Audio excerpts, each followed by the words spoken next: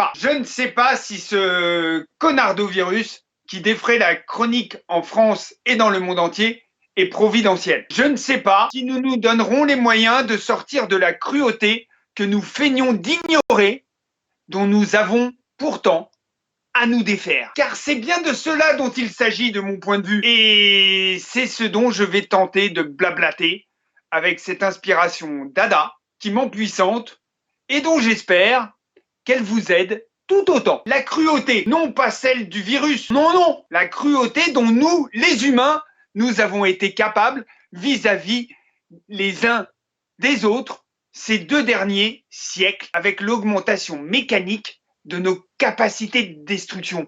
C'est pas rien ce qui est arrivé ces 2 derniers siècles sur le plan mécanique et technique. L'industrialisation, l'extraction de matières premières, l'extraction de carbone partout, rejeté dans l'atmosphère. C'est pas rien. Je voudrais revenir sur cette affirmation de Boris Cyrulnik à propos du fait que nous avons vécu depuis 3 générations un quotidien sans guerre et que ce confinement nous surprend dans nos habitudes et met notre organisation sans dessus-dessous. Il est super, Boris Cyrulnik, qui dit sur la résilience, sur les neurosciences, sur les capacités cognitives, sur la façon dont nos psychologies sont capables de s'adapter et de s'empuissanter. C'est magnifique, c'est vraiment quelque chose à saluer.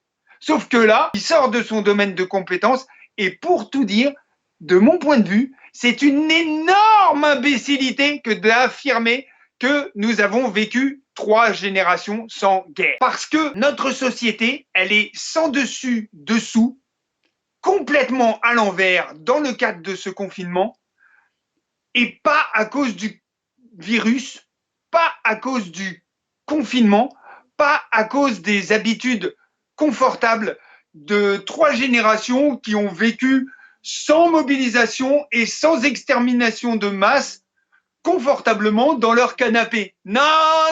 Ce qui nous met à l'envers, ce sont les conséquences d'une guerre commerciale d'une très forte intensité. Une guerre industrielle qui a promulgué des orientations stratégiques concentrant les moyens sur les tactiques de conflit et n'honorant pas les engagements de coopération qui établissent une humanité équilibrée, indispensable au regard de nos capacités technologiques évoquées précédemment. Vous savez, le truc qui fait qu'on est capable de tout détruire sur la planète et que le vivant, aujourd'hui, il a vraiment beaucoup de mal à nous résister et que ce virus, il est venu nous embêter pour nous rappeler que la vie, elle est plus forte que nos systèmes électroniques, en tout cas jusqu'à maintenant. Nos gouvernements étaient tenus de représenter les intérêts des peuples et ils n'ont pas tenu cette orientation. Et c'est pas moins de 100 000 milliards qui ont été consacrés aux moyens des conflits et de la cruauté par le biais des budgets militaires plutôt que de désarmer pour développer.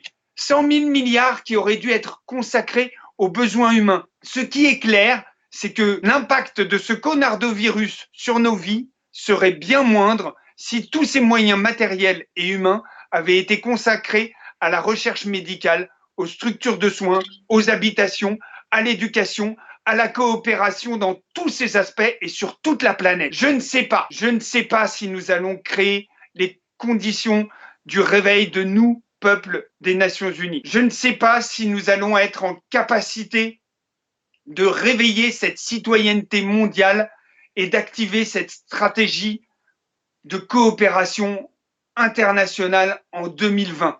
Ce que je sais, c'est que viscéralement, je ressens ce besoin et que c'est profondément mon intuition, c'est plus que déterminant. C'est devenu une question de sens et d'humanité parce que ce qui se profile, c'est un cap bien plus écœurant encore que celui que je viens de dénoncer. Ce que je sais, c'est que mes choix sont sans cesse inspirés par cette orientation-là vers plus de justice et plus d'harmonie avec le vivant.